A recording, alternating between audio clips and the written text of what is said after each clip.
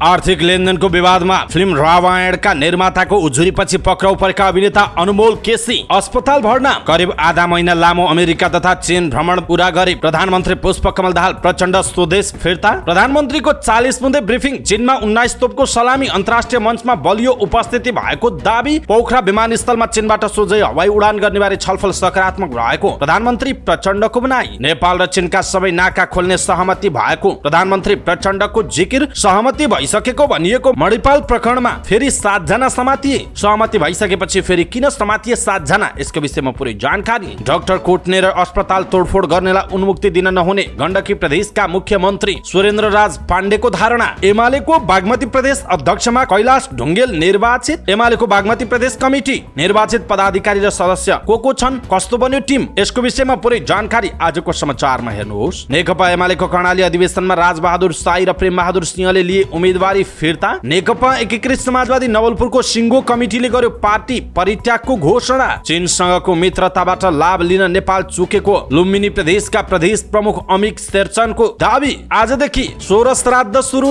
स्कुलको होस्टेलमा 8 वर्षीय बालक मृत फेला परे, 7 राउन्ड अश्रु ग्यास प्रहार। आन्दोलन र डाक्टर नहुँदा वार्ता स्थगित। काठमाडौँमा देउडा आइडलको आयोजना हुँदै अबको केही दिन मौसम बदली र भारी वर्षाको सम्भावना रहेको मौसम पूर्वानुमान महाशाखाको बनाई। सुर्खेतमा मोटरसाइकलको ठक्करबाट बालकको ज्यान गयो। कर्णाली राजमार्ग अवरुद्ध। गोर्खामा बिदाको दिन चलाइएको भन्दै विप्लवको युवा संगठनले लियो सरकारी गाडी नियन्त्रणमा। काठमाडौँ उपत्यकाका प्रायजसो सडकको अवस्था नाजुक देखियो। उपत्यकाका सडक घाम लागे धुलाम्मै, पानी परे हिलाम्मै गर्ने गरेको पाइयो। डेङ्गीका बिरामी बढ्दै अझै 1 महिना उच्च जोखिम रहेको जानकारी। कञ्चनपुरको पुनर्वास नगरपालिकाको दोदा नदी किनारमा झण्डै 400 बिघामा लगाइएको धान बालीमा केमिकल मिसिएको पानीका कारण नष्ट भएको प्रमाणित। विद्यालय हातामा लुकाएको 50 लाख रुपैयाँ बराबरको कपडा सिराहाबाट बरामद। सवारी दुर्घटनामा खुट्टा गुमाएकी रामेछापकी एड्रिना घिमिरेलाई प्रवासी नेपालीको आर्थिक सहयोग। खोटाङको दिप्रोङमा ज्येष्ठ नागरिकलाई दिइँदै आएको निशुल्क यातायात सेवा कटौती। सुनसरीमा 120 केजी गाँजा सहित 6 जना पक्राउ। भारतको रियल टाइम मार्केटमा विद्युत बेच्न नेपाललाई अनुमति। 44 मेगावाट विद्युत बिक्री गर्न पाइने। अमेरिकाको न्युयोर्कमा आँधीका कारण आपतकालीन अवस्थाको घोषणा। एनएसएल अक्सनमा लोकेन, सनिस, दिनेश र सीमान्त सर्वाधिक मूल्यमा बिक्री भए। 19 एसियाली खेलकुदमा नेपाली पब्जी टोली पनि सेमी फाइनलबाट बाहिरियो। चीनको हाङझाओमा जारी 19औं एसियाड अन्तर्गत महिला भलिबलमा नेपाल भियतनामसँग सोझो सेटमा पराजित। र विश्वकप अघिको अभ्यास खेलमा न्युजिल्यान्ड र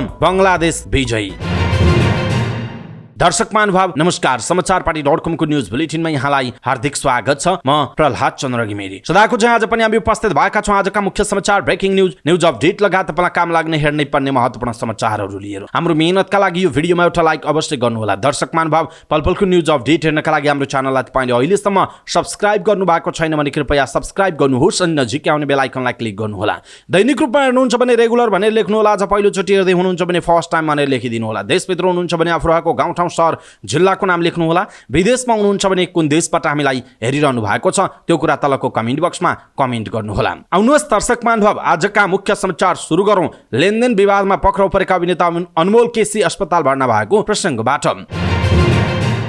आर्थिक लेनदेन विवादमा फिल्म रामायणका निर्माताको उजुरीपछि पक्राउ परेका अभिनेता अनमोल केसी अस्पताल भर्ना हुनु भएको छ। छातीमा समस्या देखिएपछि उहाँलाई शुक्रबार राति नै अस्पताल भर्ना गरिएको जानकारी उहाँ निकट फिल्म निर्माता सरोज नेउपानेले बताउनुभयो। भक्तपुरको सागामा बेलुका पक्राउ पर्नुभएका उहाँलाई प्रहरीले बानेश्वर स्थित उपत्यका अपराध अनुसन्धान कार्यालयमा पुर्याएको थियो। अपराध अनुसन्धान कार्यालयले केसीलाई जिल्ला प्रहरी परिसर टेकुको जिम्मा लगाएको थियो। त्यस क्रममा स्वास्थ्यमा समस्या देखिएपछि उहाँलाई महाराजगञ्ज स्थित चिरायु अस्पताल भर्ना गरिएको एसपी कुमुद ढुङ्गेलले बताउनुभयो। यसअघि केसीलाई भेट्न उपत्यका अपराध अनुसन्धान कार्यालयमा फिल्मकर्मीहरूको टोली पुगेको थियो। त्यस क्रममा अनमोलले दाइ बरु म जेलमै बस्छु तर नराम्रो मुभी त गर्दिन भनेर बताएको निर्माता नेउपानेले बताउनुभयो। रामायण फिल्मको तर्फबाट निर्मात्री सुप्रिया कटुवालले 10 लाख रुपैयाँ पेशके लिएर पनि अनमोलले फिल्म खेल्न नमानेको भन्दै प्रहरी सामु अपराधिक विश्वासघातको उजुरी दिनुभएको थियो। उहाँको उजुरीको आधारमा प्रहरीले पक्राउ पुर्जी जारी भएपछि प्रहरीले केसीलाई पक्राउ गरेको थियो। प्रहरीले आइतबार अनमोललाई अदालतमा उपस्थित गराउने तयारी गरेको जनाइएको छ। प्रधानमन्त्री पुष्पकमल दाहाल प्रचण्ड आफ्नो करिब आधा महिना लामो अमेरिका तथा चीन भ्रमण सकेर स्वदेश फिर्ता हुनु भएको छ। शनिबार त्रिभुवन अन्तर्राष्ट्रिय विमानस्थलमा पत्रकार सम्मेलन गर्दै प्रधानमन्त्रीले आफ्नो भ्रमणले अन्तर्राष्ट्रिय मञ्चहरूमा नेपालको बलियो उपस्थिति बढाएको बताउनु भएको छ। उहाँले भ्रमणका 40 बुँदे उपलब्धि र घटनाक्रम सुनाउँदै यसलाई फलदायी भन्नुभयो। प्रधानमन्त्रीले आफूलाई चीनमा त्यहाँको सेनाले 19 तोपको सलामी दिएको भन्दै चीन र नेपाल बीच झण्डै 4 वर्षदेखि रोकिएको उच्चस्तरीय भ्रमण आफूले गरेको बताउनु भएको छ। यस्तै प्रधानमन्त्री प्रचण्डले पोखरा अन्तर्राष्ट्रिय विमानस्थलमा चीनबाट सोझै हवाई उडान गर्ने र दुई देशको हवाई उडान बीच सहकार्य गर्न प्रोत्साहन गर्ने बारे सकारात्मक छलफल भएको बताउनु भएको छ। अमेरिका र चीन भ्रमणपछि स्वदेश फर्किएसँगै आयोजित पत्रकार सम्मेलनमा उहाँले चीनसँगको व्यापार लगानी, अन्तर्देशीय यातायात सञ्जाल र आर्थिक सामाजिक साझेदारी वृद्धि गर्दै लैजाने बारेमा छलफल भएको बताउनुभयो। उहाँले दुई देशबीच भएको समझदारीहरू र अन्तर्राष्ट्रिय मूल्य मान्यता र सिद्धान्तमा आधारित भई अगाडि बढाउने सहमति भएको पनि बताउनुभयो। उहाँले नेपालको आवश्यकता अनुसार चिनिया पक्षले अरनिको राजमार्ग मर्मत परियोजनाको चौथो चरण सुरु गर्ने सहमति भएको बताउनुभयो। उहाँले स्ट्याफ्रू बेसी रसुवागढी सडक मर्मतका लागि चिनिया पक्ष तयार भएको र हिल्सा सेमिकोट सडकको अध्ययन सम्भाव्यता अध्ययन गरी अघि बढाउन सहमत भएको बताउनुभयो। उहाँले चीनसँग टोखा छहरे सुरुङ मार्गको सम्भाव्यता अध्ययनलाई तीव्र गतिका साथ अगाडि बढाउने, काठमाडौँ चक्रपथ सडकको दोस्रो चरणको कार्यान्वयनलाई तीव्रता दिने सहमति भएको पनि बताउनुभयो। उहाँले नेपाल चीन रेलवे सहयोगका लागि कार्यदलको 8औं बैठक छिट्टै गर्नेमा सहमति लगायत 12 वटा समझदारी पत्रमा हस्ताक्षर भएको बताउनुभयो। उहाँले नेपाल र चीन बीच परम्परागत नाकाका अतिरिक्त अन्तर्राष्ट्रिय व्यापार नाका सञ्चालन हुने बताउनुभयो। उहाँले मुस्ताङको कोरला नाका खोल्नुका साथै किमानथाङका र ओलाङचुङ्गोला चाँडै सञ्चालनमा ल्याउने सहमति भएको बताउनुभयो। उहाँले मुस्ताङको कोरला नाकामा चीनले पूर्वाधारमा सहयोग गर्ने सहमति भएको बताउनुभयो। प्रधानमन्त्री प्रचण्डले तिब्बत र नेपालको रेल, सडक, हवाई सेवा, विद्युत प्रसारण लाइन सबै क्षेत्रबाट जोडेर ट्रान्स हिमालयन मल्टी डाइमेन्सनल कनेक्टिभिटीको विषयलाई व्यवहारमा उतार्ने बारेमा छलफल भएको र लासाबाट काठमाडौँ हवाई सेवा पुनः सुचारू गर्न समेत अनुरोध गरेको उहाँले बताउनु भएको छ। प्रधानमन्त्री दाहालले नेपाल लगायत अति कम विकसित देशहरूले दिगो विकासका लक्ष्यहरूको प्राप्तिमा भोगेका समस्या र त्यसको समाधानका लागि दोहा कार्ययोजनालाई मूर्त रूप दिन र विकास साझेदारबाट स्रोत साधन र प्राविधिक सहयोग गर्नुपर्नेमा अमेरिका भ्रमणमा विशेष जोड दिएको उहाँले बताउनु भएको छ। गत 8 गते यता मणिपाल शिक्षण अस्पतालमा उत्पन्न तनाव 6 बुँदे सहमति गर्दै गत बिहीबार टुङ्गिएको बताइएको थियो। मणिपाल प्रकरणमा शुक्रबार साँझ प्रहरीले फेरि 7 जनालाई पक्राउ गरेको छ। पक्राउ पर्नेमा सुजित मुल्मी, मनिष थापा, अविनाश गुरुङ, अरुण, नितेश, विवेक र प्रदीप गुरुङ छन्। उनीहरूलाई स्वास्थ्यकर्मी तथा स्वास्थ्य संस्था सुरक्षा सम्बन्धी ऐन अनुसार म्याद थप गरेर अनुसन्धान गरिने कास्कीका एसपी मोहन थापाले जानकारी दिनुभएको छ। साम्य भएको भनिएको मणिपाल घटनामा फेरि किन युवाहरू पक्राउ परे त, अहिले यो प्रश्न उठिरहेको छ। चिकित्सक र आफन्तबीच 6 बुँदे सहमति भइसकेको भए पनि अस्पताल तोडफोड गर्ने, अपशब्द बोल्ने र गुण्डागर्दी शैली देखाउनेलाई प्रहरीले पक्राउ गरेको जनाइएको छ। त्यति मात्र होइन, आक्रमण तथा तोडफोडमा उत्रिएकाहरूलाई पक्राउ नगरेसम्म केन्द्रमै चिकित्सक र सरकारबीच वार्ता मिल्ने अवस्था नदेखिएपछि गृह मन्त्रालयले नै यस घटनाको अनुसन्धान गरी जो दोषी देखिन्छन् पक्राउ गर्न निर्देशन नै जारी गरेको छ। आफन्तको आन्दोलनमा घुसपैठ भएको प्रहरीको अनुसन्धानले देखाएको स्रोतले बताएको छ। गत 8 गते लमजुङबाट उपचारका लागि ल्याइएकी 57 वर्षीय सुकुमाया दुराको मृत्युपछि मणिपालमा भएको तनाव बिहीबार 6 बुँदे सम्झौता गर्दै साम्य भएको बताइएको थियो। सुकुमायाको मृत्यु डाक्टरको लापरवाहीले भएको भन्दै आफन्तले अस्पतालमा तोडफोड तथा डाक्टरमाथि नै हातपात गरेपछि परिस्थिति तनावग्रस्त बन्न पुगेको हो। डाक्टरमाथि हातपात भएपछि चिकित्सकहरू पनि आक्रोशित बनेका थिए। मणिपालको तनाव प्रशासन हुँदै सडकसम्म आइपुगेको थियो। मणिपालको घटनाले देशैभर तरङ्ग सृजना गरेको थियो। आक्रमणमा संलग्न भएको आरोपमा मालेपाटनका विनय गुरुङ पक्राउ परेका थिए भने डाक्टरमाथि पनि प्रहरीले लाठीचार्ज गर्दै डाक्टर दिनेश कोइरालालाई 1 रात हिरासतमा राखेर छाडेको थियो। यही प्रकरणमा आक्रोशित भिड उक्साउने गरी अपशब्द बोल्दै डाक्टर चुटेर आए भन्ने इन्सपेक्टर मदन श्रेष्ठ निलम्बनमा परेका छन् भने कार्यक्षेत्र नपरे पनि कमान्ड सम्हालेका वैधाम प्रहरी प्रमुख वेद प्रकाश जोशी हेडक्वार्टर तानिनु भएको छ। पक्राउ परेका विनय गुरुङको मुद्दा अगाडि बढिरहेको छ भने शुक्रबार साँझ पक्राउ पर्नेहरूलाई पनि स्वास्थ्यकर्मी तथा स्वास्थ्य संस्था सुरक्षा सम्बन्धी ऐन विपरीत कसुर गरेको आरोपमा मुद्दा अगाडि बढाउने तयारी भएको प्रहरीले जनाएको छ। आफन्त र अन्य केही पोखरेली वृत्तले भने भारतीय समूहबाट मणिपाल खरिद गरेका आनन्दराज बतासले यो प्रकरणमा दबाब दिइरहेका छन्। उनले राजनीतिक नेतृत्व मार्फत नै स्वास्थ्य संस्थामा मौलाको गुण्डागर्दी अन्त्य नहुने भन्दै गुण्डागर्दी शैली अपनाउनेलाई प्रहरीले पक्राउ गरेर कारबाही बढाउन दबाब दिएको निकटस्थहरूले जनाएका छन्। यसैबीच गण्डकी प्रदेशका मुख्यमन्त्री सुरेन्द्र राज पाण्डेले डाक्टर कुट्ने र अस्पताल तोडफोड गर्नेलाई कुनै पनि बहानामा उन्मुक्ति दिन नहुने बताउनु भएको छ। गोरखा अस्पतालको निरीक्षण गर्ने क्रममा उहाँले अस्पतालमा भएका घटनामा संलग्नका बारेमा जुनसुकै पार्टी होस्, चाहे मेरै पार्टी होस्, चाहे अरू कसैको पार्टी होस्, त्यसमा हाम्रो तर्फबाट कुनै सहानुभूति सद्भाव केही पनि रहँदैन उहाँको भनाइ छ। यस्ता गतिविधिमा संलग्नलाई कानुनी कारबाहीको दायरामा ल्याउनु पर्ने उहाँले बताउनुभयो। यो कुरामा सम्झौता कसैसँग हुँदैन उहाँले थप्नुभयो। यो संवेदनशील विषय भएकाले सबैको ध्यान आकर्षण हुनुपर्छ। हाम्रो एउटा मान्यता छ, बचायो भने भगवानले बचाउँछन् भन्छन्, डाक्टर भगवान होइनन्। उहाँले भन्नुभयो, मलाई लाग्दैन कि कुनै पनि डाक्टरले बिरामीलाई मारौँ भनेर उपचार गर्छ। यस्तो हामीले सोच्नु पनि हुन्न उहाँको भनाइ छ। पछिल्लो केही समय यता गण्डकी प्रदेशको पोखरा, लमजुङ लगायतका जिल्ला र देशका विभिन्न ठाउँमा चिकित्सकमाथि आक्रमणका घटना भइरहेको बताउँदै मुख्यमन्त्री पाण्डेले यस्तो बताउनुभयो। पछिल्लो समय अस्पतालमा अराजकता बढ्नुको कारण क्षतिपूर्ति दिने प्रथा पनि हो। उहाँले भन्नुभयो, हुलदङ्गा गर्यो, क्षतिपूर्ति बढी पाउने, नपाउनेले पनि पाउने, यस्तो प्रवृत्तिले पनि चिकित्सक र अस्पतालमा अराजकता बढेको छ उहाँको भनाइ छ। चिकित्सकमाथि हातपात र अस्पताल जोगाउन जनप्रतिनिधिले पनि जनतालाई सचेतना जगाउनु पर्ने उहाँले बताउनुभयो। समाजमा हरेक खालका मानिस रहेकाले केही उशृङ्खल व्यक्तिले घटना घटाए भन्दैमा चिकित्सकहरूले कामै गर्न नसक्ने भयौँ भनेर बस्न नहुने उहाँले बताउनुभयो। डाक्टरहरूलाई राज्यले सुरक्षा दिनुपर्छ, हामीले त्यो वातावरण सृजना गर्छौँ, तर काम सबै रोकेर बस्नु भएन उहाँको भनाइ छ। गोरखा अस्पतालको सेवा सुविधा विस्तारका लागि गण्डकी प्रदेश सरकारले प्राथमिकतामा राखेर काम गरिरहेको उहाँले बताउनुभयो। अस्पतालका व्यवस्थापन समिति अध्यक्ष लालप्रसाद श्रेष्ठ, निमित्त मेडिकल सुपरिन्टेन्डेन्ट डाक्टर हरिकुमार श्रेष्ठले अस्पतालको समस्या र आवश्यकताका बारेमा जानकारी गराउनुभयो। जवाफमा मुख्यमन्त्री पाण्डेले प्राथमिकताका आधारमा तत्काल नगरी नहुने कामका लागि प्रदेश सरकारले बजेट विनियोजन गर्ने बताउनु भएको छ।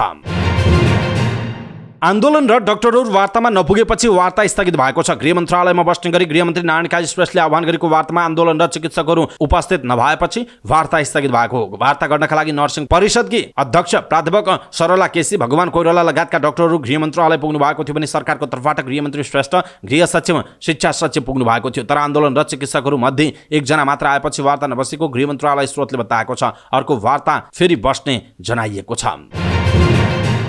नेकपा एमालेको बागमती प्रदेश कमिटीको अध्यक्षमा रामेछापका कैलाश ढुङ्गेल निर्वाचित हुनुभएको छ। ढुङ्गेल 696 मत प्राप्त गरी निर्वाचित हुनुभयो। अध्यक्ष कारका प्रत्याशी कृष्णप्रसाद दाहालले 439 मत प्राप्त गर्नुभएको जनाइएको छ। त्यस्तै उपाध्यक्षमा दावा दोर्जे लामा 615 मतसहित निर्वाचित हुनुभयो। सचिवमा नवराज सेलवाल 1 मत बढी ल्याएर विजयी हुनुभयो। उहाँले 568 र अर्का प्रत्याशी हस्त पण्डितले 567 मत प्राप्त गर्नुभयो। त्यस्तै उपसचिवमा प्रेम कुमार महर्जन र भक्त कुमारी लामा विजयी हुनुभयो। नेतृत्वले सर्वसम्मतिबाट प्रदेश कमिटी चयन गर्ने प्रयास असफल भएपछि मतदान नै भएको थियो। नेकपा एमाले कर्णाली प्रदेश अध्यक्षमा उम्मेदवारी दिनुभएका राजबहादुर साई र प्रेमबहादुर सिंहले उम्मेदवारी फिर्ता लिनुभएको छ। उम्मेदवारी फिर्ता लिन तोकिएको समयको अन्तिममा साई र सिंहले आफ्नो उम्मेदवारी फिर्ता लिनुभयो। पार्टीको केन्द्रीय नेतृत्वले अमुक व्यक्तिलाई समर्थन लिएको सूचना पाएपछि उम्मेदवारी फिर्ता लिएको साईले बताउनु भएको छ। केन्द्रीय नेतृत्वको चाहना विपरीत निर्वाचित भएर पनि पार्टी निर्माणमा सकारात्मक योगदान नहुने आदि सम्भावनाहरूलाई ध्यान दिँदै मैले आफ्नो उम्मेदवारी फिर्ता लिने निर्णयमा पुगेँ उहाँले विज्ञप्तिमा भन्नुभएको छ। उहाँले पहिलोपटक भएको प्रदेशको अधिवेशनबाट अध्यक्ष हुने उत्कट इच्छासहित आफूले मनोनयन दर्ता गरेको बताउनुभयो। साईले पार्टी केन्द्रको चाहना र आफ्नो छनौटको सार्वभौम अधिकार प्रयोग गरी नेतृत्व चयन गर्न पनि साईले नेता तथा कार्यकर्ताहरूलाई आग्रह गर्नुभयो। साई यसअघि कर्णाली प्रदेश सभाको सभामुख रहनु भएको थियो। अध्यक्षका लागि 5 जनाको उम्मेदवारी रहेको थियो। अन्तिममा आएर 2 जनाले उम्मेदवारी फिर्ता लिएको निर्वाचन अधिकृत मातृका खनालले जानकारी दिनुभयो। अब अध्यक्षका लागि गुलाबजङ शाह, मीनबहादुर साई र प्रकाश रोकाबीच प्रतिस्पर्धा हुने जनाइएको छ।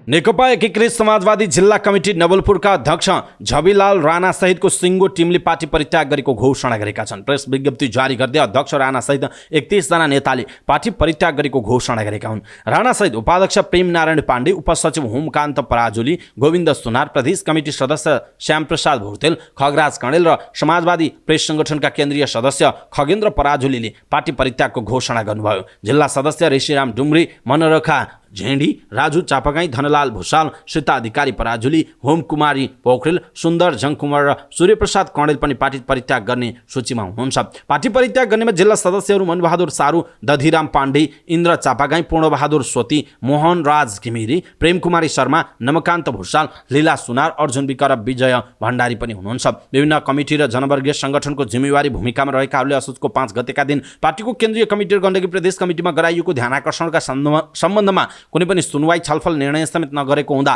पार्टीमा रहिरहनुको औचित्य समाप्त भएको भन्दै उनीहरू पार्टी परित्याग गरेको घोषणा गरेका छन्। लुम्बिनी प्रदेशका प्रदेश प्रमुख अमिक शेरचनले छिमेकी मुलुक चीनबाट नेपालले अपेक्षाकृत लाभ लिन नसकेको बताउनु भएको छ। चीनको 74औं राष्ट्रिय दिवसको अवसरमा नेपाल चीन मैत्री समाज लुम्बिनीले भुटबलमा गरेको अन्तर्क्रियामा शेरचनले चीन नेपालको असल र सहयोगी छिमेकी भए पनि नेपालको आफ्नै कमजोरीका कारण अपेक्षाकृत लाभ लिन नसकेको औल्याउनु भएको छ। नेपालको निरन्तरको राजनीतिक अस्थिरता र नेपालका प्रधानमन्त्रीहरूको चीन भ्रमणका क्रममा धेरै क्षेत्रमा सहमति गर्ने तर कानुनी पक्ष कमजोर हुँदा चीनको विश्वास जित्न नसक्दा सोचे अनुसार सहयोग र लगानी भित्राउन नसकिएको शेरचनले बताउनुभयो। 2007 साल यता पञ्चायत बहुतल र गणतन्त्र गरी सबै व्यवस्थामा कुनै सरकार 5 वर्ष स्थिर हुन नसक्दा चीनलाई विश्वासमा लिन सकिएन। शेरचनले भन्नुभयो, अब धेरै क्षेत्रमा सहयोग माग्न भन्दा नेपालको व्यापार घाटाको मुख्य कारण बनेको इन्धन आयात घटाउन, विद्युतीय सवारी साधन नेपालमै उत्पादन वा एसेम्बल र नेपालका सबै खाले प्राकृतिक स्रोत साधनको भरपूर सदुपयोगमा चीनसँग सहकार्य गर्ने विषयमा केन्द्रित हुन आवश्यक छ उहाँले भन्नुभएको छ। माओ त्से-तुङले नयाँ चीन स्थापना गर्नु अघि चीनको आर्थिक अवस्था नेपालको भन्दा खराब रहेको तर चिनिया नागरिकको अथक मेहनत र अनुशासनले अहिले विश्वकै शक्तिशाली अर्थतन्त्र भएको देश बनेको शेरचनले उल्लेख गर्नुभयो। नेपालले एक चीन नीतिलाई कडाइका साथ पालना गर्नुपर्ने भन्दै शेरचनले अहिलेको आर्थिक सङ्कटबाट मुक्ति पाउन चीनको सहयोग लिन सरकार र दलहरूको ध्यान जानुपर्ने बताउनुभयो। नेपाल चीन मैत्री समाज लुम्बिनीका अध्यक्ष नारायण सापकोटाले चीनसँग सरकारी तह र जनस्तरमा पनि सम्बन्ध विस्तार गरी नेपालमा चिनिया लगानी भित्राउन र 15 करोड चिनिया बुद्ध मार्गीलाई बौद्ध जन्मस्थल लुम्बिनीमा आकर्षित गर्न समाजले सरोकारवाला निकायसँग सहकार्य गरिरहेको बताउनुभयो। आजदेखि 16 श्राद्ध अर्थात् पितृपक्ष सुरु भएको छ। 16 श्राद्ध सुरु भएसँगै पशुपतिनाथ, गोकर्णेश्वर लगायतका तीर्थस्थलमा श्राद्ध एवं पितृको नाममा तर्पण गर्नेहरूको भिड छ। प्रतिपदा र द्वितीया तिथिमा पितृलाई सम्झनेहरूले श्राद्ध आजै गरिरहेका छन्। आश्विन कृष्ण प्रतिपदादेखि आश्विन शुक्ल प्रतिपदासम्मका 16वटा तिथिमा दिवंगत पितृलाई तर्पण, पिण्ड र सिधादान गरिने भएकाले 16 श्राद्ध भनिएको हो। चाडपर्व, यज्ञ तथा ठूला कार्य गर्नु अघि पितृलाई श्रद्धा भक्तिका साथ सम्झने वैदिक सत्य सनातन हिन्दू परम्परा अनुसार 16 श्राद्ध गर्ने गरिन्छ। 16 श्राद्धमा पितृले आफ्ना सन्तानबाट तर्पण पिण्डको आश गरिरहेका हुन्छन् भन्ने शास्त्रीय मान्यता छ। यसरी 16 श्राद्ध गर्नाले पितृप्रतिको दायित्व पूरा हुनुका साथै पितृ ऋणबाट पनि मुक्त भइन्छ भन्ने धार्मिक विश्वास पनि रहिआएको छ। सुर्खेतको वीरेन्द्रनगर बजारमा रहेको उषा बालबालिका सेकेन्डरी स्कुलको होस्टेलमा बालक मृत भेटिएका छन्। नगरपालिका 6 घण्टाखण्ड नजिक रहेको उक्त विद्यालयमा अध्ययनरत 8 वर्षीय बालक मृत भेटिएका हुन्। स्कुलमा मृत भेटिएका बालक दैलेखको चामुण्डा बिन्द्रा सैनी, नगरपालिका 8 वर्षीय सलाम पुलामी मगर रहेको जिल्ला प्रहरी कार्यालय सुर्खेतका प्रहरी नायब परीक्षक लक्ष्मण बहादुर साईले जानकारी दिनुभयो। उनी उषा बालबालिकामा कक्षा 2 मा अध्ययनरत थिए। उनी शुक्रबार साँझ होस्टेलको खाटमा झुन्डिएको अवस्थामा फेला परेका हुन्। आफन्तहरूले घटना शङ्कास्पद रहेको भन्दै विद्यालय र होस्टेल तोडफोड गरेका छन्। कक्षा कोठा र होस्टेलमा रहेका सामानहरू बाहिर ल्याएर जलाइदिएका छन्। घटनास्थलमा प्रहरी तैनात गरिएको छ। मृतक बालकका आफन्तहरूले घटनाको छानबिन गर्नुपर्ने भन्दै तोडफोड गरेका हुन्। प्रहरीले 7 राउन्ड अश्रु ग्यास समेत प्रहार गरेको जनाइएको छ। नेपालमा पहिलो पटक देउडा आइडल आयोजना हुने भएको छ। देउडा सांस्कृतिक मञ्चले काठमाडौँमा पत्रकार सम्मेलन गरी काठमाडौँमा सो कार्यक्रम आयोजना गर्ने जानकारी दिएको हो। सुदूरपश्चिम र कर्णाली प्रदेशको भाषा र संस्कृतिको प्रवर्धन र संरक्षण गर्ने उद्देश्यले सो कार्यक्रम आयोजना गर्न लागेको मिडिया पार्टनरको रूपमा रहेको टिभी टुडे टेलिभिजनका कार्यकारी अध्यक्ष जनकराज पन्तले जानकारी दिनुभएको छ। देउडा गीत सङ्गीतलाई स्थानीय स्तरबाट राष्ट्रिय हुँदै अन्तर्राष्ट्रिय स्तरसम्म विशिष्ट पहिचान स्थापित हुने खालका कला र गला भएकाहरूलाई सो कार्यक्रममा सहभागी गराइनेछ। कार्यक्रमका लागि सुप्रसिद्ध देउडा गीतका सर्जक नन्दकृष्ण जोशी, तिलक सिंह पेला र टिका पुनलाई निर्णायक मण्डलको रूपमा चयन गरिएको छ। कार्यक्रमको मिति भने अर्को पत्रकार सम्मेलन मार्फत सार्वजनिक गरिने पनि देउडा सांस्कृतिक मञ्चले जनाएको छ। नेपालमा यस वर्षको मनसुन बाहिरिन केही दिन ढिला हुने भएको जल तथा मौसम विज्ञान विभाग मौसम पूर्वानुमान महाशाखाले जनाएको छ। नेपालमा मनसुन बहिर्गमनको औसत मिति अक्टोबर 2 तारिक अर्थात् 2 तारिक रहे पनि यस वर्षको मनसुन औसत मिति भन्दा केही दिन ढिलो बाहिरिने सम्भावना रहेको महाशाखाले उल्लेख गरेको छ। महाशाखाले विशेष मौसम बुलेटिन निकालेर हाल बंगालको खाडीको उत्तर-पश्चिम भागमा विकास भइरहेको न्यूनचापीय प्रभावले मनसुन बहिर्गमन ढिलो हुने प्रक्षेपण गरेको जनाइएको छ। महाशाखाका मौसमविद सञ्जीव अधिकारीले मनसुन बाहिरिने मिति अक्टोबर 2 भए पनि वर्षा गराउने प्रणाली न्यूनचापीय क्षेत्रको विकास भएकाले अबको केही दिन बदली र वर्षाको सम्भावना रहेको बताउनुभयो। भारतको पश्चिमी भूभागबाट मनसुन बहिर्गमनको प्रक्रिया सुरु भइसकेको छ, तर अहिले बंगालको खाडीमा न्यूनचापीय क्षेत्र बनेको र त्यो अझै शक्तिशाली हुँदै उत्तर पश्चिमतिर सर्ने क्रममा रहेकाले नेपालबाट मनसुन बाहिरिन समय लाग्ने देखिन्छ उहाँले भन्नुभएको छ। मौसमविद अधिकारीका अनुसार अहिले देशको पूर्वी क्षेत्रबाट न्यूनचापीय क्षेत्रको विकास भइरहेकाले अबको 2-4 दिन देशका कतिपय स्थानमा भारी वर्षाको सम्भावना रहेको छ। उहाँले भन्नुभयो पूर्वमा विकसित न्यूनचापीय प्रणाली देशको पश्चिम र सुदूरपश्चिमसम्म प्रभाव नरहन सक्छ। पूर्वी र मध्य भेगमा धेरै पानी पर्ने सम्भावना देखिन्छ उहाँको भनाइ छ। यो वर्ष दशैं ढिलो भएकाले पनि किसानले बाली भित्र्याउने तर्खरमा छन्। यो बेला मनसुनको प्रभाव बढी कृषि र यातायात क्षेत्रमा पर्न सक्ने भएकाले सम्बन्धित निकायलाई सतर्कता गराउन अनुरोध गरिएको महाशाखाले जनाएको छ। नेपालमा मनसुन भित्र नै सरदर मिति जुन 13 हो। देशको पूर्वी भेग भएर मनसुन देशभर फैलिन्छ। यस्तै मनसुन बाहिरिने सरदर मिति अक्टोबर 2 तारिक अर्थात् यो वर्ष असोज 15 गते भए पनि मनसुन ढिलो गरी बाहिरिने अनुमान गरिएको छ।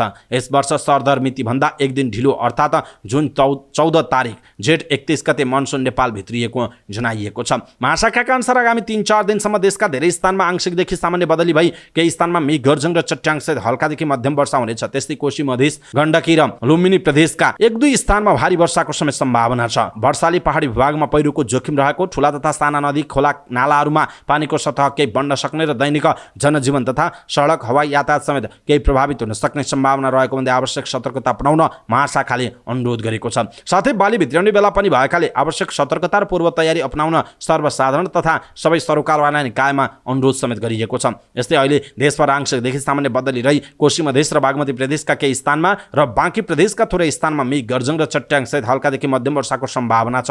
रातिको समयमा पनि कोशी र मधेस प्रदेश लगायत देशका पहाडी भूभागमा थोरै स्थानमा मेघ गर्जन चट्याङसहित हल्कादेखि मध्यम वर्षाको सम्भावना रहेको जनाइएको छ।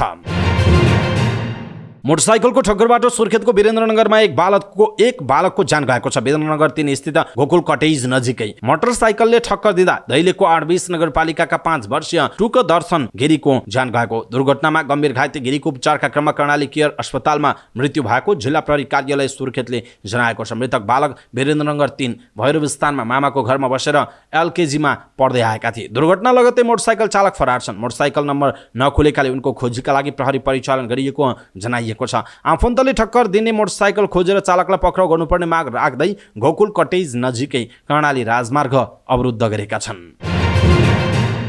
नेत्रविक्रम चन्द विप्लव नेतृत्वको नेकपाको युवा संगठनले गोर्खामा 4वटा सरकारी गाडी नियन्त्रणमा लिएको छ। सार्वजनिक बिदाको दिन सरकारी गाडी दुरुपयोग गरेकाले गोर्खा नगरपालिका चोक आसपासबाट 2वटा मोटरसाइकल र 2 चारपाङ्ग्रे गाडी नियन्त्रणमा लिएको संगठनका नेता रण गुरुङले जानकारी दिनुभयो। जिल्ला समन्वय समितिको बा 289 र बागमती प्रदेश BAV 9198 नम्बरको गाडी सहित कुन्दुर टार पालुङ टार सिंचाई गण्डकी प्रदेशको 4726 नम्बरको मोटरसाइकल र पूर्वाधार कार्यालयको प्रदेश 302001 ब 3640 नम्बरको मोटरसाइकल नियन्त्रणमा लिएको उहाँले जानकारी दिनुभयो। नियन्त्रणमा लिएको सवारी जिल्ला ट्राफिक प्रहरी कार्यालयमा बुझाइएको जनाइएको छ। सार्वजनिक बिदाका दिन सरकारी गाडीको दुरुपयोग हुने क्रम बढेको भन्दै निगरानी बढाइएको संगठनले जनाएको छ। गोर्खा नगरपालिकाबाट सुरु भएको अभियान अब पालिकासम्म पुर्याउने अन्य पालिकाहरूमा पनि पुर्याउने संगठनका जिल्ला इन्चार्ज राजकुमार गुरुङले बताउनुभयो। उक्त गाडीहरू कार्यालय परिसरभित्र राखिएको जिल्ला ट्राफिक प्रहरी कार्यालयका इन्चार्ज वेदनाथ भण्डारीले जानकारी दिनुभयो। काठमाडौँ उपत्यकाभित्रका प्रायजसो सडकको अवस्था नाजुक छ। खाल्डा खोल्डी अलपत्र तार पानी पर्दा हिलाम्मे र पानी नपर्दा धुलाम्मे हुने यी सडकका कारण उपत्यकाको स्वरूप नै बिग्रिएको छ। खाल्डा खोल्डीले भरिएको सडकमा दुर्घटना हुँदा धेरैले अकालमा ज्यान गुमाएका छन्। सडकमै बगेको ढल धुवाँ धुलो र फोहोरका कारण थुप्रै रोगी भएका छन्। सडकको यस्तो दुरावस्थाबारे सरकार भने बेखबर छ। उपत्यकाभित्रका सडकको हालत यस्तो हुँदा उपत्यका बाहिरको सडकको अवस्था योभन्दा नाजुक छ। सडककै कारण हुने दुर्घटनाको जोखिम न्यूनीकरण गर्न र नागरिकको दैनिकीमा परेको असरबारे सरकारले ध्यान दिन जरुरी रहेको छ। डेङ्गी संक्रमणका बिरामी बढ्दै गएका छन्। संक्रमण जोखिम अझै 1 महिना उच्च रहेकाले सावधानी अपनाउन अनुरोध समेत गरिएको छ। लामखुट्टेको टुकाइबाट सर्ने डेङ्गी रोग यस वर्ष पनि काठमाडौँ उपत्यका सहित देशका विभिन्न ठाउँमा देखिएको छ। स्वास्थ्य मन्त्रालयले हरेक शुक्रबार बिहान 10:30 बजे सार्वजनिक कार्यालय हाताभित्र र वरपर सरसफाई अभियान सञ्चालन गर्दै आएको छ। त्यस्तै पालिकामा पनि डेङ्गी नियन्त्रण र रोकथामका प्रयास भए पनि प्रभावकारी हुन सकेको छैन। मन्त्रालयको पछिल्लो तथ्याङ्क अनुसार देशका 76 जिल्लामा गरी यस वर्ष 32897 जनामा डेङ्गी पुष्टि भएकोमा 20 जनाले ज्यान गुमाएका छन्। यस वर्ष उच्च प्रभावित 5 जिल्ला सुनसरी, धापा, धादिङ, मोरङ र तनहुँ रहेका छन्। यसमा पनि 16,000 भन्दा धेरै सुनसरीमा संक्रमित भएका छन्। काठमाडौँका 3 जिल्लामा पनि संक्रमण जोखिम छ। काठमाडौँ महानगरपालिकाले डेङ्गी संक्रमणका बिरामी बढेपछि आवश्यक सावधानी अपनाउन आग्रह समेत गरेको छ। विगत 1 हप्तादेखि 32 वटै वडामा डेङ्गीका बिरामी बढेको महानगरको स्वास्थ्य विभागले जनाएको छ। महानगरको स्वास्थ्य सेवा विभागका प्रमुख रामप्रसाद पौडेलका अनुसार विगतका वर्षको तुलनामा यस वर्ष असोजको पहिलो हप्तासम्म डेङ्गीका बिरामी नगर्ने थिए, तर अहिले बिस्तारै बिरामी बढिरहेका छन्। डेङ्गी संक्रमण नियन्त्रणका लागि महानगरले यस वर्ष पहिलो पटक वायो लार्विसाइड औषधि सबै वडामा छर्किएर नियन्त्रण गर्ने प्रयास गरे पनि पछिल्लो समय भने डेङ्गी संक्रमणका बिरामी बढिरहेको प्रमुख पौडेलको भनाइ छ। तथ्याङ्क अनुसार अहिले काठमाडौँ महानगरपालिकाका विभिन्न वडाहरूमा गरी 35 जना संक्रमित छन्। महानगरका सबै वडामा हरेक हप्ताको बुधबार बिहान 8 बजेदेखि 10 बजेसम्म डेङ्गी सार्ने लामखुट्टेको लार्वा खोज र नष्ट गर अभियान चल्दै आएको छ। लामखुट्टेको टोकाइबाट जोगिन काम गर्दा पुरा बाउला भएको लुगा लगाउन, घरको झ्यालढोकामा जाली हाल्न, झोल टाँगेर सोध्न विज्ञको सुझाव छ। डेङ्गी लागेमा ज्वरो आउने, असाध्यै टाउको दुख्ने, आँखाको गेडी तथा आँखाको पछिल्लो भाग दुख्ने, टाउको पेट ढाड जोर्नी तथा मांसपेशी दुख्ने, शरीरमा बिमिरा आउने, वाकवाकी लाग्ने, नाक वा घिजाबाट रगत बग्ने, बेहोस हुने जस्ता लक्षण देखिन्छन्। अघिल्लो वर्ष सन् 2022 मा 54,078 जनामा डेङ्गीको संक्रमण पुष्टि हुँदा 88 जनाको ज्यान गएको थियो। कञ्चनपुरको पुनर्वास नगरपालिकाको दोदान नदी किनारमा झन्डै 400 बिघामा लगाइएको धानबाली केमिकल मिसिएको पानीका कारण नष्ट भएको प्रमाणित भएको छ। धानबाली नष्ट भएको क्षेत्रको पानीको नमुना परीक्षण गर्दा पानीमा केमिकल भेटिएको छ। साउन अन्तिम साता बाढीले डुबान भएको पुनर्वास नगरपालिकाको दोदान नदी किनारमा एकाएक धानबाली सुकेर नष्ट भएको थियो। धानबाली नष्ट हुनुको कारण केमिकल नै भएको पुष्टि भएको छ। परीक्षण रिपोर्टबारे जानकारी गराउँदै नगरपालिकाका कृषि शाखा प्रमुख कर्णबहादुर साईले भन्नुभएको छ, तर त्यो केमिकल कहाँबाट आएको भन्ने बारेमा अब छानबिन गर्नु हुन्छ। उहाँका अनुसार परीक्षण गरिएको पानीमा केमिकल अक्सिजन डिमान्ड COD र बायोकेमिकल अक्सिजन डिमान्ड BOD को मात्रा भेटिएको छ। बाढीपछि धानबाली सुक्न थालेपछि नगरपालिकाले साउनको 30 गते र भदौ 1 गते 2 पटक पानीको नमुना सङ्कलन गरेको थियो। पहिलो पटक भिड धेरै भएकाले मुचुल्का बनाइएको थिएन। दोस्रो पटक नमुना सङ्कलन गर्दा मुचुल्का समेत बनाइएको थियो। साउन 30 मा सङ्कलन गरिएको नमुनामा COD को मात्रा 144 मिलिग्राम प्रति लिटर र BOD को मात्रा 57 मिलिग्राम प्रति लिटर भेटिएको साईले बताउनु भयो। उहाँका अनुसार दोस्रो पटक 4 दिनपछि भदौ 1 मा सङ्कलन गरिएको नमुनामा COD को मात्रा 11 र BOD को मात्रा 4 भेटिएको जनाइएको छ। सङ्कलन गरिएको दुवै नमुना सुदूरपश्चिम प्रदेश सरकारको कृषि भूमि व्यवस्था तथा सहकारी मन्त्रालय मार्फत भदौ 3 मा परीक्षणका लागि कृषि अनुसन्धान केन्द्र नार्कमा पठाइएको थियो। नार्कमा पानी परीक्षण हुन नसक्ने भएपछि काठमाडौँमै निजी प्रयोगशाला वाटर इन्जिनियरिङमा परीक्षण गरिएको हो। केमिकलकै कारण धान तथा अन्य घाँसपात सुकेको र माछा मरेको रिपोर्टमा उल्लेख गरिएको छ। साईले भन्नुभयो, वनस्पति र जीवहरू बाँच्नलाई चाहिने भन्दा बढी मात्रामा COD र BOD भेटिएको छ। धान सुक्न थालेपछि कृषकहरूले नजिकै रहेको भागेश्वर सुगर मिलबाट बगेर आएको केमिकलकै कारण क्षति भएको आरोप लगाउँदै आएका छन्। सुगर मिल भएको क्षेत्रभन्दा माथि धानमा कुनै क्षति नभएकाले पनि कृषकदेखि प्राविधिकहरू मिलबाट नै केमिकल बगेको हुन सक्ने अनुमान गरिरहेका छन्। साईले आइतबार नगरपालिका स्तरीय विपद व्यवस्थापन समितिको बैठक बसेर केमिकलका बारेमा थप छानबिन गरिने बताउनु भयो। उहाँले यस विषयमा विज्ञहरूसँग पनि आवश्यक सल्लाह गरिने बताउनु भयो। सुगर मिलले पानीमा भेटिएको केमिकल प्रयोग गर्छ वा गर्दैन पत्ता लगाएर आवश्यक कारबाही प्रक्रिया अगाडि बढाइने बताउनु भयो। सुगर मिल भन्दा तल्लो क्षेत्रमा मात्रै धानमा क्षति पुगेका कारण सुगर मिलबाटै केमिकल बगेर आएको कृषकहरूको दाबी छ। सुगर मिलले कस्तो खालको केमिकल प्रयोग गर्छ, पानीमा भेटिएको केमिकल कहाँबाट आएको,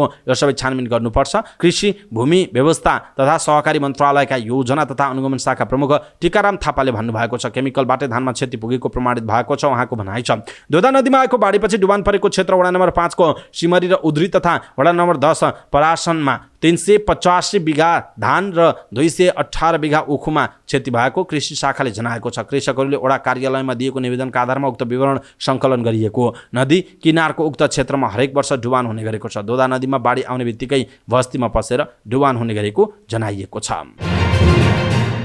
राजस्व अनुसन्धान कार्यालय इटहरीले शुक्रबार राति सिराहाको माधव भन्सार नाका नजिकैबाट झन्डै 50 लाख रुपैयाँ बराबरको चोरीका कपडा बरामद गरेको छ। दशैंमा बिक्री गर्ने उद्देश्यले स्थानीय चन्द्रनारायण माविको प्राङ्गण स्थित आफूको बगैँचामा थुपारिएको कपडा सुराकीका आधारमा इटहरी कार्यालय प्रमुख सुरेश आचार्यको नेतृत्वमा गएको सशस्त्र प्रहरी समितिको टोलीले नियन्त्रणमा लिएको बताइएको छ। सर्टिङ सुटिङका कपडा, सारी, तयारी पोसाक लगायतका सामान बरामद गरिएको छ। सामान इटहरी कार्यालयमा लगेर यकिन गरिने जानकारी आचार्यले दिनुभयो। राजस्व अनुसन्धान विभागका महानिर्देशक नवराज ढुङ्गानाका अनुसार सीमामा ठूलो परिमाणमा कपडा सङ्कलन गरेर काठमाडौँ ल्याउने तयारी भएको सूचनाका आधारमा कपडा बरामद गरिएको। खुला नाका भएकाले दशैंलाई लक्षित गरी चोरी पैठारीबाट कपडा सङ्कलन गरेर व्यापारीले ट्रकमा राख्ने तयारी गरेका बेला बरामद भएको जनाइएको छ। केही सामान भने बरामद हुनु अगावै ट्रकमा लोड गरेर अन्यत्र लगेको स्रोतले जनाएको छ। केही समय अघि उक्त कार्यालयले 11 गाँड कपडा सोही स्थानबाट बरामद गरेर एकजनालाई धरौटीमा छाडेको थियो। उक्त सामान व्यक्तिको घरबाट बरामद गरिएको थियो। व्यक्ति पक्राउ पकड्ने र मुद्दा चलाउने भएपछि तस्करहरूले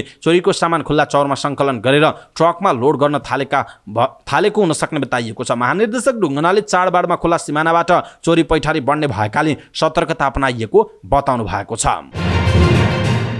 सवारी दुर्घटनामा परेर खुट्टा गुमाउनु भएकी रामेछापकी एड्रिना घिमिरेलाई प्रवासी नेपालीहरूले आर्थिक सहयोग गरेका छन्। रहित आवासीय नेपाली सङ्घ एनआरएनएका सचिव शङ्कर खड्काको पहलमा अमेरिकामा बस्ने नेपालीहरूबाट 3,51,111 रकम सङ्कलन भएको थियो।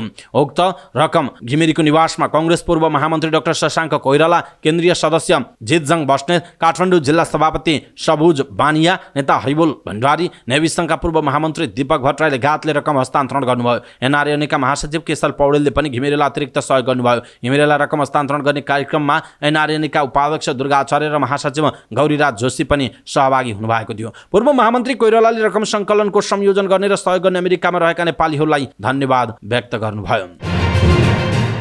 खोटाङको देप्रोङ चुइचुममा गाउँपालिकामा ज्येष्ठ नागरिकलाई दिँदै आएको निःशुल्क यातायात सेवा कटौती गरिएको छ। गाउँपालिकामा 65 वर्षमाथिका ज्येष्ठ नागरिकको निःशुल्क यात्राका लागि आर्थिक वर्ष 2074-75 देखि सुरु गरिएको ज्येष्ठ नागरिक निःशुल्क यातायात सेवा कटौती गरिएको। लक्षित वर्गको नाममा परिवारका अन्य व्यक्तिले पनि सुविधा लिएको पाइएका कारण ज्येष्ठ नागरिक निःशुल्क यातायात सेवा कटौती गरिएको गाउँपालिका अध्यक्ष लोकेन्द्र राईले बताउनुभयो। प्रभावकारी मापदण्ड अभावमा कतिपय ज्येष्ठ नागरिकका आफन्तले टिकट देखाएर निःशुल्क यातायात सेवा लिएको खुलासा भएको गाउँपालिकाले जनाएको छ। देप्रोङ चुइचुममा गाउँपालिका र खोटाङ यातायात प्रणाली बीचमा भएको सम्झौता अनुसार निःशुल्क यातायात सेवा पाउने ज्येष्ठ नागरिकलाई परिचय पत्र वितरण गर्ने र त्यही परिचय पत्र देखाएर निःशुल्क यात्रा गर्ने व्यवस्था गरिएको जनाइएको छ।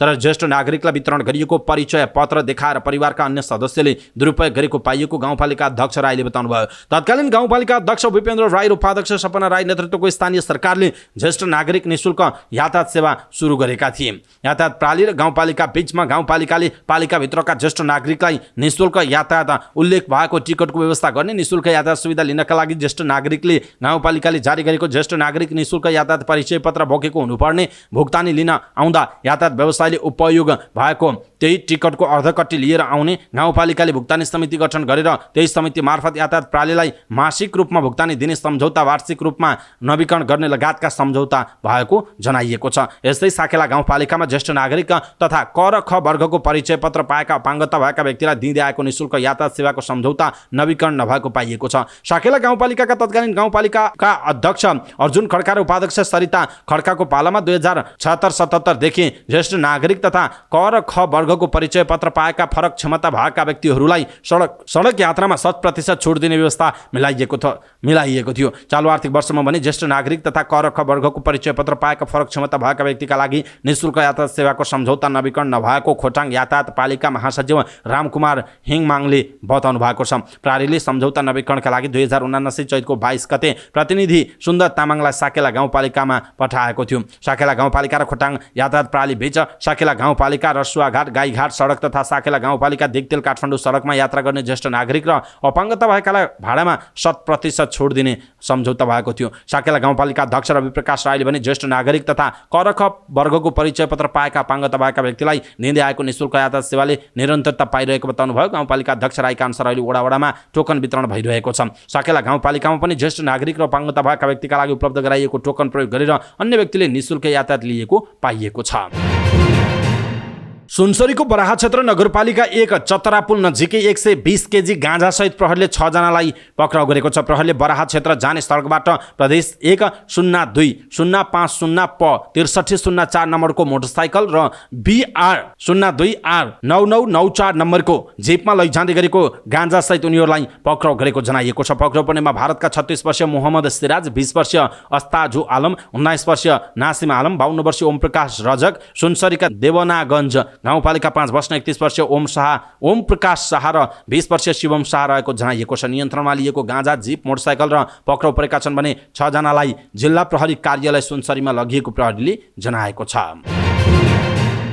नेपाल विद्युत प्राधिकरणले भारतको इनर्जी एक्सचेन्ज IEX को रियल टाइम मार्केटमा पनि विद्युत बिक्री गर्न पहिलो पटक अनुमति पाएको छ। भारतको प्रतिस्पर्धी ऊर्जा बजारमा एक दिन अघि डे अहेड बिडिङ गरी बिजुली बेच्दै आएको प्राधिकरणले अबबाट सवा घण्टा अघि बिडिङ गरी विद्युत बिक्री गर्न पाउने भएको छ। भारतको विद्युत मन्त्रालय अन्तर्गतको केन्द्रीय विद्युत प्राधिकरणले रियल टाइम मार्केटमा विद्युत बिक्री गर्न नेपाल विद्युत प्राधिकरणलाई स्वीकृति दिएको। यस अन्तर्गत उत्पादन अनुसार प्राधिकरणले सवा घण्टा अगाडि बिडिङ गरी भारतीय बजारमा विद्युतको कारोबार गर्न पाउनेछ।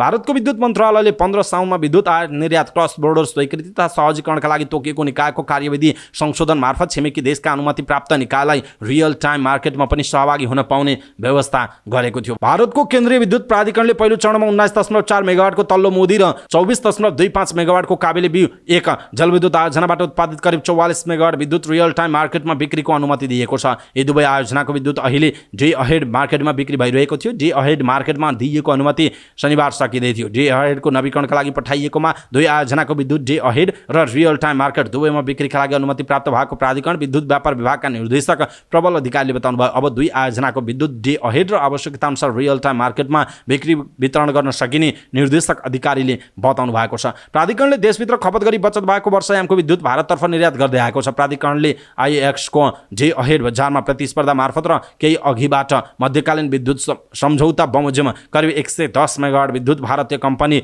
एनटीपीसी विद्युत व्यापार निगम लिमिटेड एनभीभीएनलाई बिक्री गरिरहेको छ। एनभीएनले उक्त विद्युत हरियाणा राज्यमा बिक्री गरिरहेको छ। प्राधिकरणले प्रतिस्पर्धी बजारमा 522 मेगावाट र एनभीभीएन मार्फत हरियाणा राज्यलाई 110 मेगावाट गरी 632 मेगावाट विद्युत निर्यातका लागि स्वीकृति पाएको छ।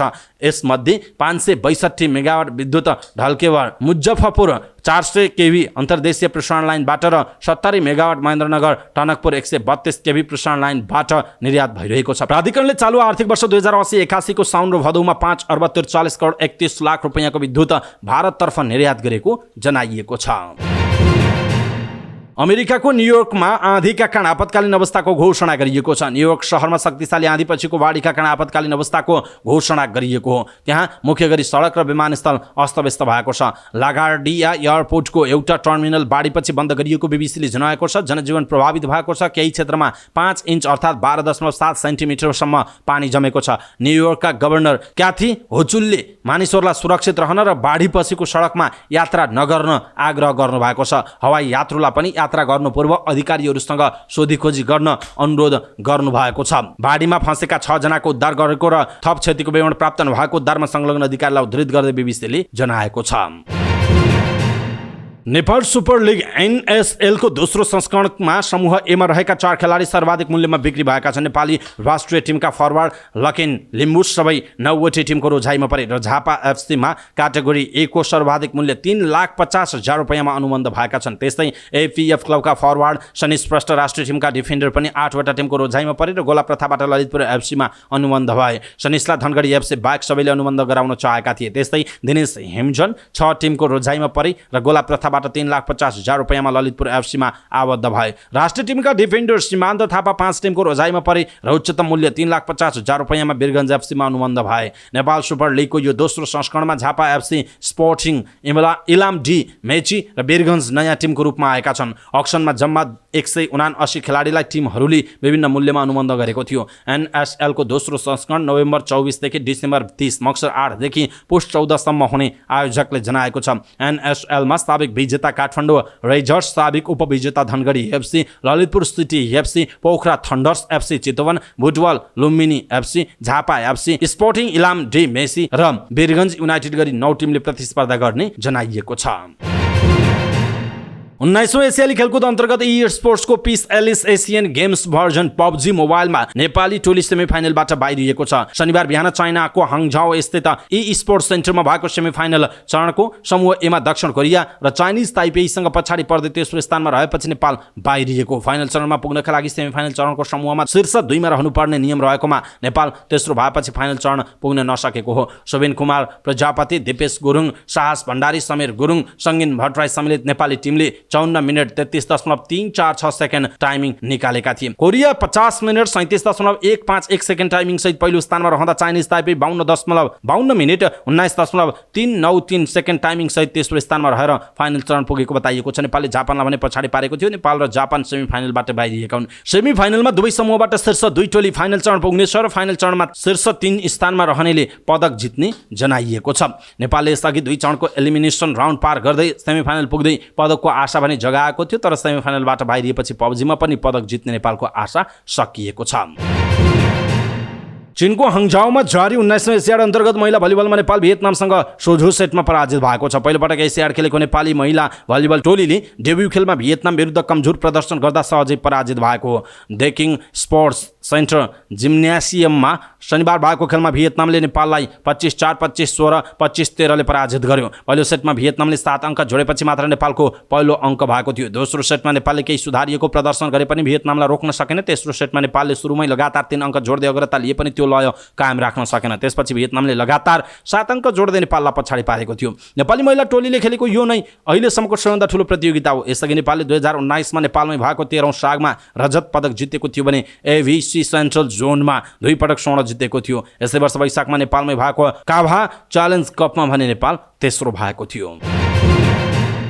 विश्वकप अघि भएको अभ्यासकालमा न्युजिल्यान्ड र बङ्गलादेश विजयी भएका छन्। न्युजिल्यान्डले पाकिस्तानलाई 5 विकेटले हराएको छ। जितका लागि 346 रनको लक्ष्य पछ्याएको न्युजिल्यान्डले 43 ओभर 4 बलमा 5 विकेट गुमाएर भेटाएको। न्युजिल्यान्डका युवा अलराउन्डर रचिन रविन्दरले सर्वाधिक 97 रन बनाए। मार्क च्यापम्यान 65 रनमा अभिजित रहे। डरियाल मिचेल 59 र केन विलियम्स 54 रनमा आउट भए। पाकिस्तानका उस्मान मिरले 2 विकेट लिए। हसन अली, अघा सलमान र मोहम्मद वासिमले समान 1 विकेट लिए। त्यसअघि हैदराबादमा टस जितेर पहिला ब्याटिङ गरेको पाकिस्तानले निर्धारित 50 ओभरमा 5 विकेट गुमाउँदै 345 रन बनाएको थियो। उसका मोहम्मद रिजवानले 103 रनको शतकीय पारी खेले पनि टोलीको हार भने टार्न सकेनन्। कप्तान बाबर आजम 80 रनमा र साउद शकिल 75 रनमा आउट भए। न्युजिल्यान्डका मिचेल सान्टनारले 2 विकेट लिए। लोकी फर्गुसन, म्याट हेनरी र जेम्स निसमले समान 1-1 विकेट लिएको जनाइएको छ। त्यस्तै बङ्गलादेशले श्रीलङ्कालाई 7 विकेटले हरायो। जितका लागि 264 रनको लक्ष्य पछ्याएको बङ्गलादेशले 42 ओभरमा 7 विकेट गुमाउँदै भुट्टाएको। बङ्गलादेशका तानजिद हसनले सर्वाधिक 84 रन बनाए। मेहेदी हसन मिराज 67 रनमा अभिजित रहे। लिटन कुमार दास 61 रनमा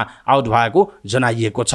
13औं संस्करणको विश्वकप क्रिकेट आउँदो अक्टोबरको 5 देखि नोभेम्बर 19 तारिकसम्म भारतका विभिन्न शहरमा हुने जनाइएको छ। अवस्था दर्शक महानुभाव समाचारपाटी.com को न्यूज बुलेटिन अहिलेका लागि यति नै। हामीले प्रस्तुत गरेका यी समाचारहरूप्रति तपाईँको धारणा के छ? आफ्नो धारणा तलको कमेन्ट बक्समा कमेन्ट गर्नुहोला। हाम्रो मेहनतका लागि यो भिडियोमा एउटा सानो लाइक अवश्य गर्नुहोला। दर्शक महानुभाव पलपलको न्यूज अपडेटका लागि हाम्रो च्यानललाई तपाईँले अहिलेसम्म सब्स्क्राइब गर्नुभएको छैन भने कृपया सब्स्क्राइब गर्नुहोस् अनि नजिकै आउने बेल आइकनलाई क्लिक गर्नुहोला। समाचारपाटी.com को न्यूज बुलेटिन नेपाली समय अनुसार भोलि बिहान 5 बजे लिएर फेरि हामी उपस्थित हुनेछौँ। पलपलको न्यूज अपडेटका लागि समाचारपाटी.com हेर्दै गर्नुहोस्। नमस्कार।